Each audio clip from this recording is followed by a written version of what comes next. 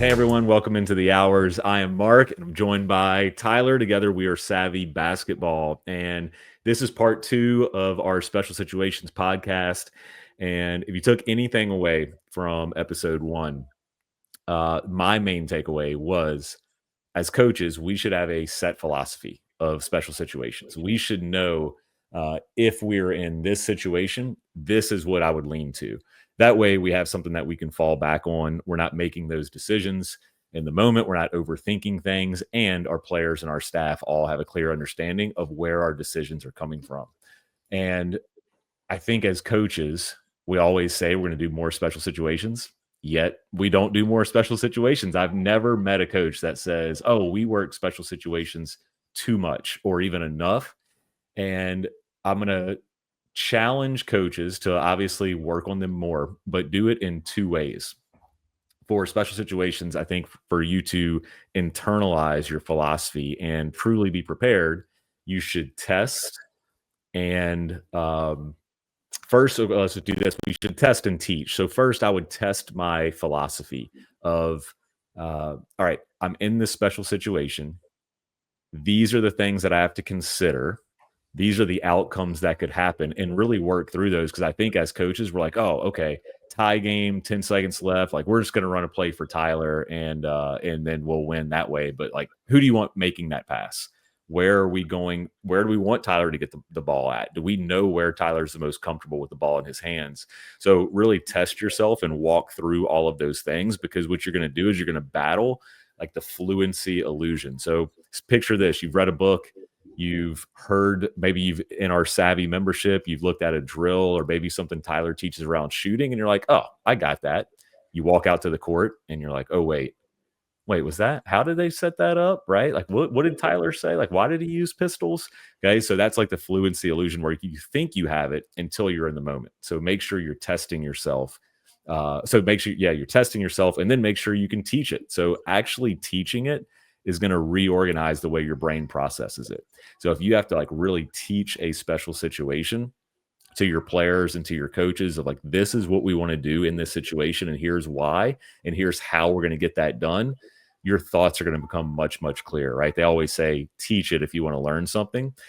So coaches, that is the value of actually working those special situations. You might say, well, I've walked through all these special situations in my head. I know what I'm going to do. But unless you test and teach it, you're not going to truly be prepared. Yeah, if that's your only takeaway from the hours episode today, which is the best way to learn is to teach, you have gotten your value. A quick recap. Last week, we talked about these three special situations. Free throws. They happen a lot. How can we actually steal possessions, get a little bit more efficient in them? Baseline out of bounds, both offense and defense. How can we treat these special situations with a little bit more efficiency? And fouling. Not the free throw aspect, but actually committing fouls. When, how, and how to practice it. If you have not watched that one, go back, watch Special Situations Part 1. It is definitely worth your time. Before we dive into Special Situations Part 2, I would invite you to come out and hang out with us. As of recording right now, it's mid-September. Two opportunities I would love to invite you out to.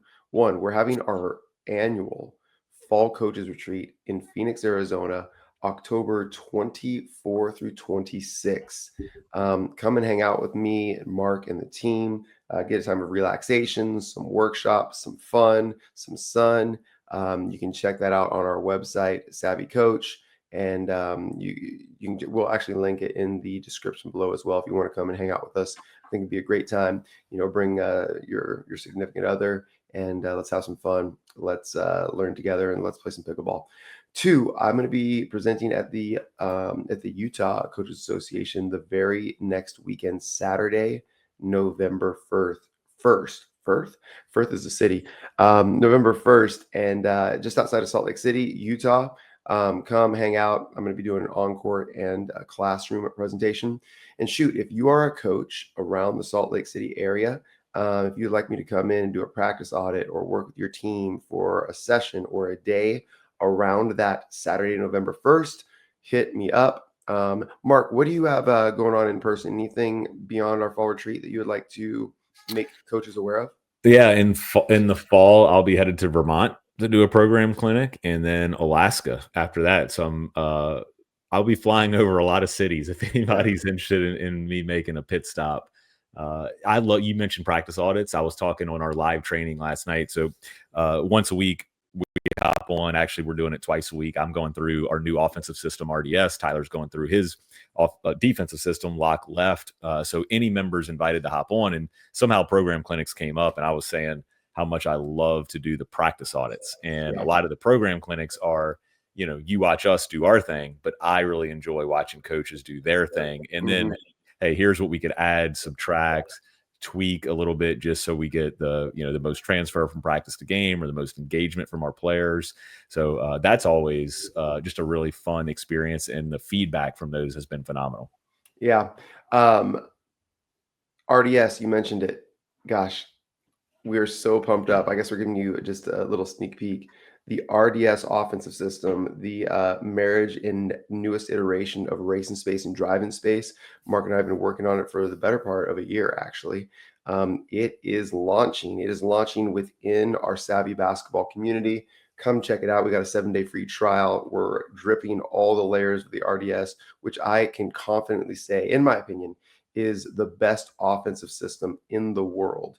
And it's really fun to see that many of our savvy coaches are already running and referencing RDS because we've been training them in these principles of offensive play for the past year. So come check out RDS. One last thing, if you are in Idaho, I will actually be in Idaho teaching the very next weekend, November 7 and 8. So if you're in and around Idaho, hit me up as well. Would love to hang out with you. All right, should we dive into special situations part 2? Let's do it. All right. Where should we start, Mark? Let's start with a situation. Okay, if you listen to part one, which you should have stopped, and if you didn't, and gone back and listened, we talked about how not all special situations are late game situations. So I do want to get to some late game situations, but let's start with one um, that is not late game situation that I can guarantee will happen every single game, and that is I'm going to ask you to go first on this one. Put Okay. you on the hot seat here. You can pick pregame, halftime, or postgame situation. Which one would you want to give us some thoughts on? Let's start with pregame. And are you talking about what our team actually does in pregame on court, or you as a coach, any direction or verbal coaching you give pregame? Yes. All right, beautiful. All right, I'll give you. I do think this is a special situation. If you've been listening to the podcast at all, you'll know that we believe that traditional pregame warmups is one of the most wasted times in all of basketball. So, 3 ideas to make your pregame more special as a special situation. One, treat it like a mini practice. Treat it like a mini practice in that do things that you do at the beginning of your practice that prime your team for performance. Two, do things that your players are going to need to do well on court. So, two line layups is the exact opposite of this. They don't need to practice their wide open 45-degree angle, half speed, saucy layups. That's not what's going to help you win the game. So, do things that are actually help your team win the game. Third, make sure that you engage their minds in game like reads and competition. If your team starts slow, chances are you didn't do anything in pregame that was at full speed, full competitive engagement. And so they get shocked by that. I would really encourage you to get to a place where it is full competitiveness in pregame, especially if your team starts slow. I'll go coach part of the pregame. All right. As we give a lot of advice in Savvy, this is when we give often, talk less. And what I would do if our pregame talk is your pregame, everything that you're force feeding them for the 10 minutes before you got on the court should have been dripped over your practice time, whether that's 2 days leading in. And another thing at Savvy is we like to have language that is really sticky, where it's short, it's very memorable. So an example of sticky language would be, nine or no. Maybe we're talking about shot selection. Maybe they got really good rim protectors. Maybe they help really good off the wall and take away layups. So your pregame speech, instead of just giving them a dissertation on shot selection, how important it is, I would say, all right, over the last couple of days, we've talked a lot about nine or no, nine being a big advantage layup for those that don't know. And 9 or no would be an easy decision. If you don't have a 9, we're going to either pass or stop or do something else other than force a shot. So if I say 9 or no, think about where you are in the court, how that applies to you, and what your job is, right? In that. So now they're going to start to think about, okay, I'm driving off a fingers cut. Help comes from the wall. I'm just going to stop and look for, the pitch to the corner. I'm a dump down to my dunker. And they just start to get those mental reps in there. And then you can say stop and share with your teammate, because a dunker might say, well, I'm going to be getting to the cleanup spot and I'm going to have my hands up and I'm going to be ready to catch and square my shoulders to the backboard and finish. And your racker might say, I'm going to drive with my eyes up. I'm going to see the defense and engage too, and all those things. So just make it a little bit more engaging. Again, like Tyler said, if they're not breaking a sweat in their pregame warmups, they're going to be shocked by the actual game. Same thing. We want to break that mental sweat as well, where they're going through the game plan before they even hit the floor. What I like about what you said there, Mark, is you didn't present them new information in pregame. There was no new information about this team. There was no new information trying to teach them to do something different. You fit it into principles of play that are authentic to your program, 9 or no. So it's more of a reminder. And I think that, for any of you that do come and check out RDS, we establish these principles of play in our conceptual offense. And anything that you want to direct your team's attention to, you can always zoom out to the principle of play, 9 or no. This team has a great rim protector, so it's going to be harder to get 9s than normal. So the moment you don't have a 9, what do we do? Right? So you're directing them to and reminding them to something that they already know, have already trained, and you build confidence, as opposed to, this team has a great rim protector. You should be afraid. You should probably, be really aware of this, which leads to missed layups. No, we prepared you. We've protected you. You know what you do when you don't have a 9. It's going to be good for us. So I really like what you did there. Thank you. All right. Did you want to go to halftime, post game, or you want to move on?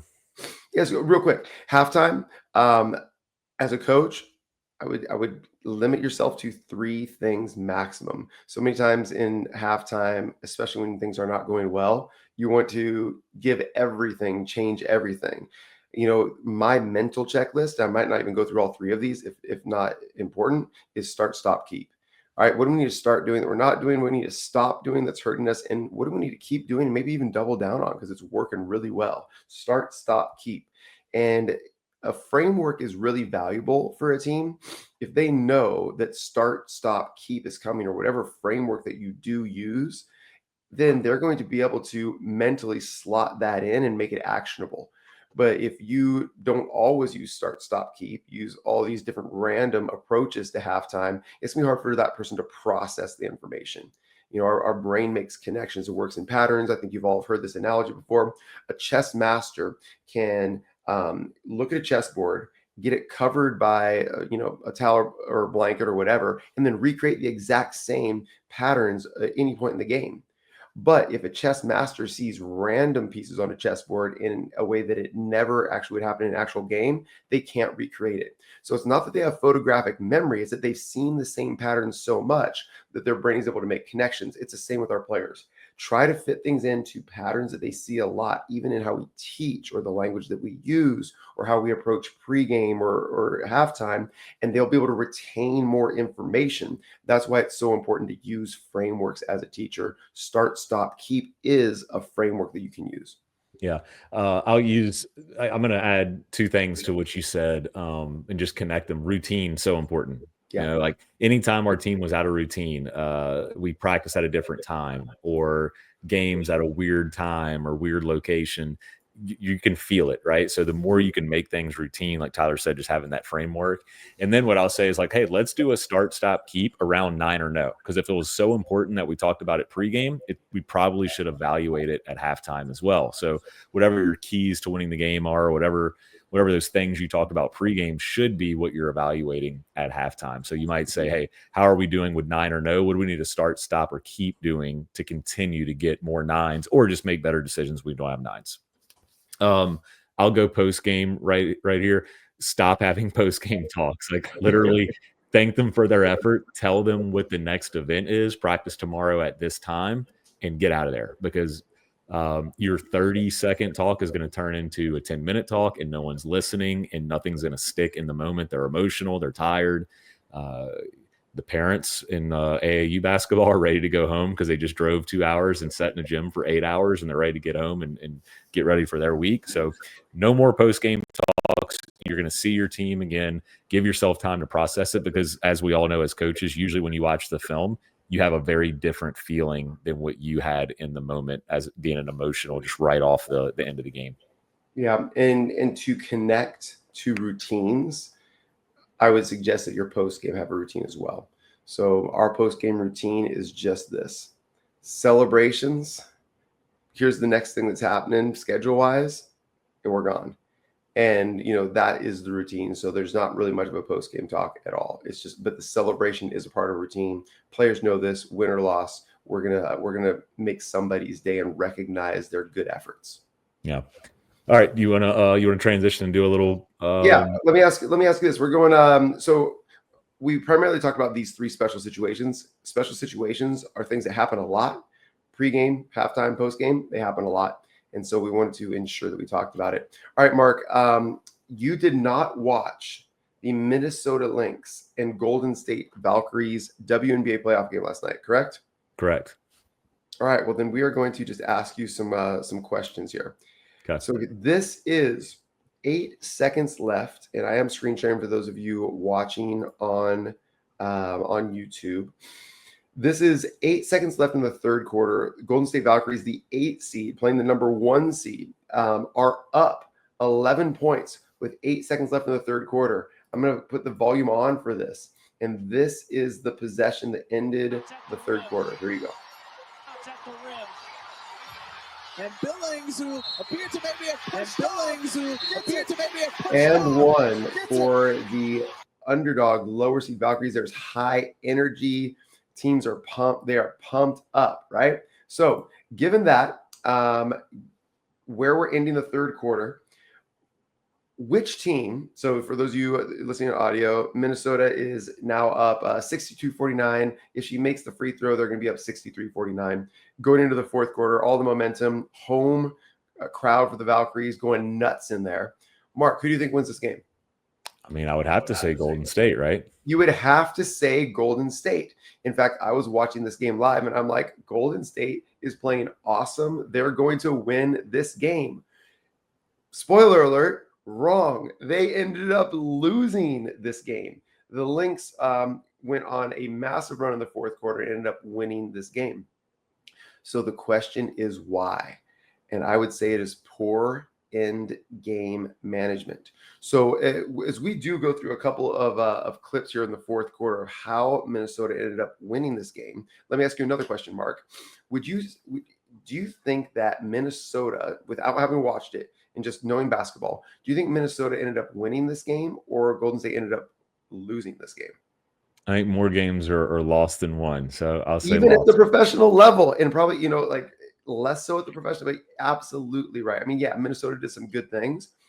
So without watching this game again, Mark, because I really just want to frame this, what are a couple of, and then I'll chime in with some, what are a couple of the most common mistakes made by a team that is up at the end that loses a lead and loses a game? Why does that happen, would you say? I would say letting their foot off the gas a little bit too early, like playing not to lose instead of playing to win. I think in a bat, like fouling, I think that's one of those things where you get the other team in the bonus early and you're like, oh gosh, this is going to be really tough to go the rest of the way without fouling. Maybe take poor shots and mention fouls. Maybe just they lose an important player. Yeah, agreed. Here's two more. They stop doing what got them there. Like, okay, so we did all these things to establish this lead. Now that we have this lead, we have to completely change the way we're playing to protect this lead.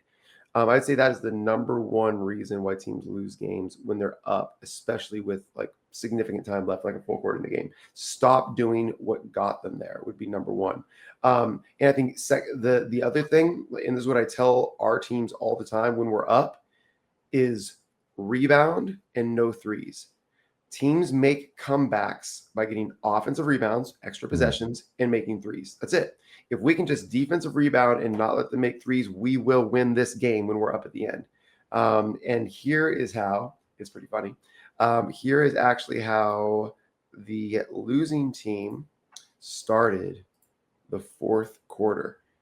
And again, like, you'll see the possession here. This is the losing team, but the number 1 seed, Minnesota. Early possession. Okay. Oh, sorry. That was the drive to the rim. The very next possession is an offensive rebound. The very next possession is a wide open made three. You'll see this one right here.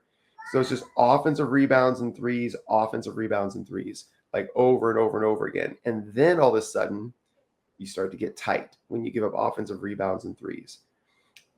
All right. So, Mark, we talked about how you should play when you're up at the end of the game. Let's give a couple of thoughts of how a team should play when they're down at the end of the game. Yeah, I would say I'll give you one offense, one defense. On offense, attack the rack.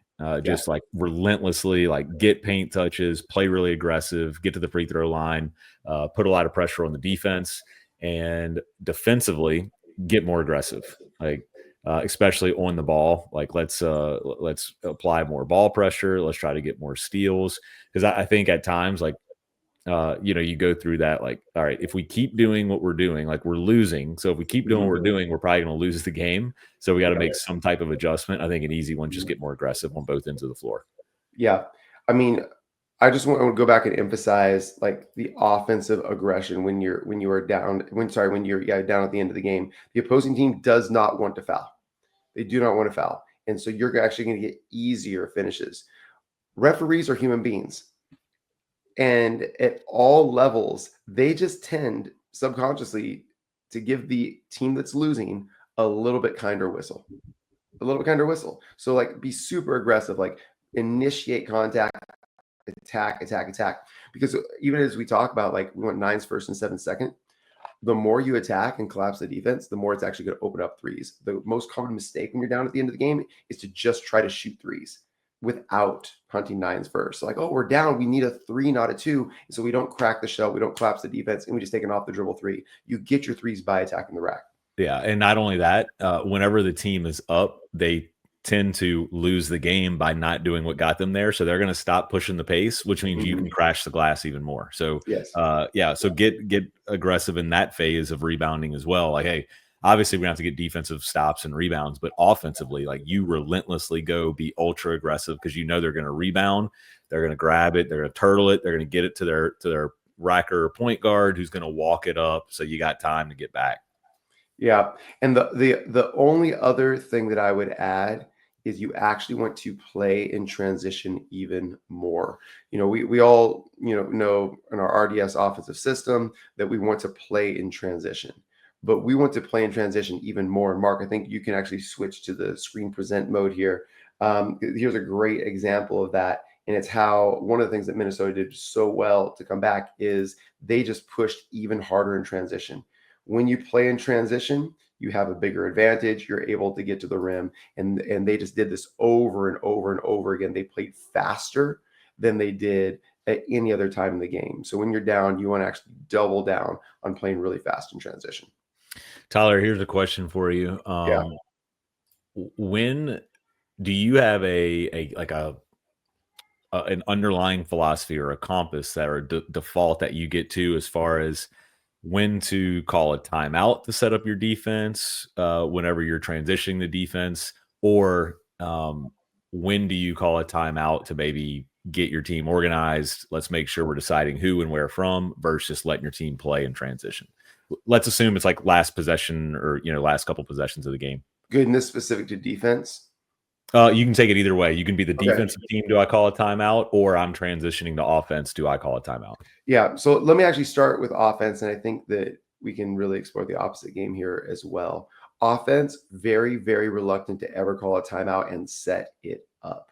Offense, I want them to play in transition and play in flow as much as possible. The only time I'd call a timeout to set something up offensively is if we have a very short clock and it looks like we do not have an advantage. Otherwise, I'll let them try to create the advantage organically. What's a short clock mean? It means, let's say we're neutral with 5 seconds left on shot or game clock. 8 seconds left on shot or game clock and we're completely neutral, then I might call a timeout. But if it's in transition, I'll never call a timeout. And if we have 20, 30 seconds on shot or game clock, I'll let them try to create the advantage on their own. On the flip side, if we have a chance defensively to set our defense, I prefer to do it through fouling, right? But if we're disorganized defensively, or we want to try to change something up, I'm a big fan of a defensive timeout, because generally the offense is going to draw something up for your expected defense. And I would drastically change what we're doing defensively coming out of a timeout on defense. So let's say we've been playing man all game long, and the offense calls a timeout, or we need to call a timeout for substitutions to get our defensive, best defenders in the game, which I do think is really valuable. Then we'll probably change it up to maybe like our 1-3-1 or a 2-3, or we might change up our coverage. The best ball screen defense, I believe, is changing ball screen defense. Like, anybody can get used to it. And if you just kind of extrapolate that out, I think the best in-game defense is a changing in-game defense. So that'd be my thoughts on that. Yeah, I think too, like, who are you going to sub in? I'm thinking rebounder, like your best rebounder, because usually games are won and lost on those offensive rebound putbacks. But also, it doesn't matter what the coach is drawing up, especially if you're changing defense. The game it's probably going to go into something unscripted, like best player, ball in their hands, middle third. So sub in your best on-ball defender, because you can do everything right. You could switch this screen, you could blow up that ball screen, and then when their best dude or dudette has the ball in the middle of the floor, you're like in a helpless field, and you're like, oh no. Mm-hmm. So put your best on-ball defender in there, or if you got multiple, good for you. Okay, here's a quick question for you. What is more valuable if you're like doing subs for end of game? Is it more valuable to get your offensive players in for in-game substitutions, or more valuable to get your best defensive players in on defense if you can't do both, right? End of game, like, what do you want? You want your best offensive players in or best defensive players in, knowing that you might get 2 or 3 possessions without being able to change them out? We're assuming like tie game here, I guess. Ooh, okay. Let's do it both ways. All right, offense or defensive skill when you're down? Offense. Offense or defensive skill when you're up? I guess I got to go defense. Exactly. I think I would as well. So that's an interest. I would agree with that 100%. Offense or defensive skill when you're tied? Give me offense. Same. Okay, so there it is. Coaches, you probably got to know your answers there as well, so you're not in the moment like, who do I put in? You already know. Like, reaction tends to lead to poor decisions, where preparation tends to lead to at least a more thoughtful decision. So I think, like, this is why we're doing these episodes, to help you think, maybe take some of our ideas, but if you at least have thought about your decisions and you've got a plan, then you can live with whatever happens. But if you're just reacting in the moment, don't have a plan, that's going to lead to a lot of regret. Yeah. And we kind of went through the test and teach a little bit on this podcast. Like, we're testing our beliefs right now, which is good, because you're going to think about them differently. And then even if you do have that plan, you got to go get on the court and actually teach it, because that is going to change, because you're going to be in that situation with a lot of pressure. You're not going to have 5 minutes to make those decisions. You might have a 30-second timeout where you're going to have to give your players the instruction and all that. Oh, here's a pro tip that we will leave you on. When you're drawing things up on the whiteboard, it should be something that you've practiced, but use different color markers. Maybe like use blue for offense and red for defense, or blue for the screeners and red for the cutters. If you can do that, it just helps players visualize what you're drawing on the board, because I've seen some whiteboards after I'm done with them. It just looks like a whole bunch of scribbles. whole bunch of black lines. Yeah. So that's not helpful for anybody. So, all right, coaches. This was fun. Hope you got something out of it. Let us know what special situations you're going to practice, and don't forget to stay savvy. Stay savvy.